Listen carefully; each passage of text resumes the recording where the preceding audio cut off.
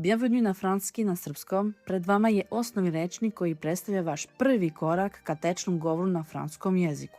Kroz ovaj materijal naučit ćete najvažnije reči za svakodnevnu komunikaciju.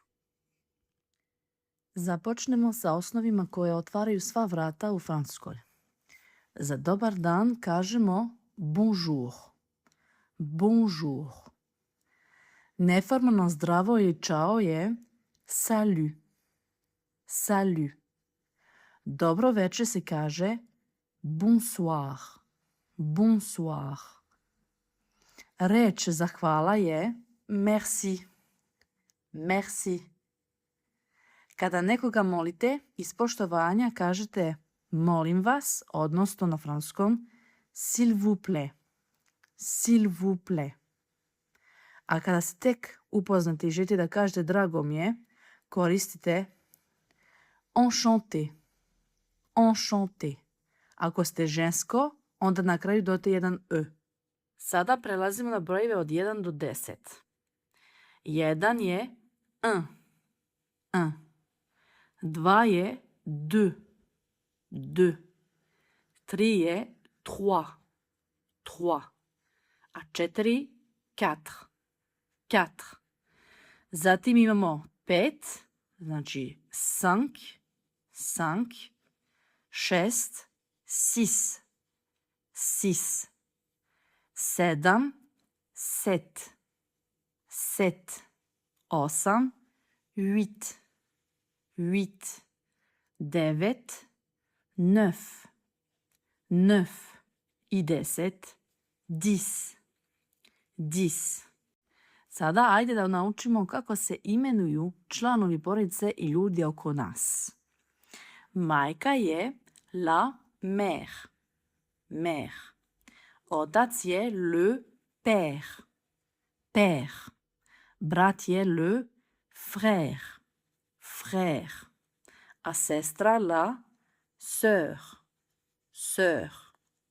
Za prijatelja ili prijateljicu koristimo reč l'ami, odnosno l'ami sa e na kraju, dok je dete l'enfant, znači prijatelj l'ami, ami. Prijateljica isto se govori, ali se ne piše isto. Dok je dete znači l'enfant, enfant. Žena se kaže la femme, femme.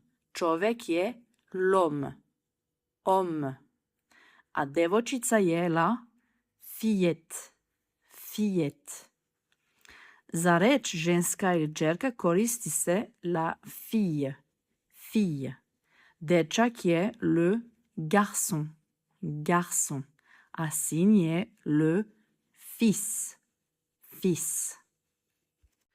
Pređimo na temu hrane i pića, bez kojih se ne može. Imamo hleb, koji se govori na francuskom le pain, pain. Voda je l'eau, eau. Vino je le vin, vin. Kafa je le café, café. Čaj se kaže le thé, thé. A čuveni sir je le fromage, fromage. Vreme je za osnove glagole. Sa ova 3 glagola već možete uspješno sastaviti svoje prve rečenice na francuskom. Napišite ih u komentarima. Prvi je glagol biti. Être. Être. U prvom licu ja sam glasi kao je suis. Je suis. Drugi je glagol imati. Avoir. Avoir. Oblik za ja imam glasi kao j'ai. J'ai. Treći je glagol govoriti. Parler. Parler. Kada želite da kažete ja govorim, reći ćete je parle. Je parle. Kako da učite pametnije? Pre svega, važan je pravilan izgovor. Francuski jezik se piše drugačije nego što se izgovara. I zato na časovima radimo upravo na tome da vas Francuzi odmah i bez problema razumeju. Cilj nam je brzina i samopouzdanje. Ono što biste sami učili mesecima, samom ćete savladiti za svega nekoliko nedelja, uspešno razbijajući strah od greške. Ukoliko ste zainteresovani, evo detalje za grupne online časove. Previđen je za nivo od A2 do B1+, časovi se održavaju nedeljom u terminu od 6 do pola 8, cena iznosi samo 1000 dinara po osobi, a plaćanje se vrši unapred i uplatni iznos je nerefundabilan. Možete me kontaktirati na e-mail adresu francuski@gmail.com. Hvala vam na pažnji, vidimo se na času i za kraj, au revoir!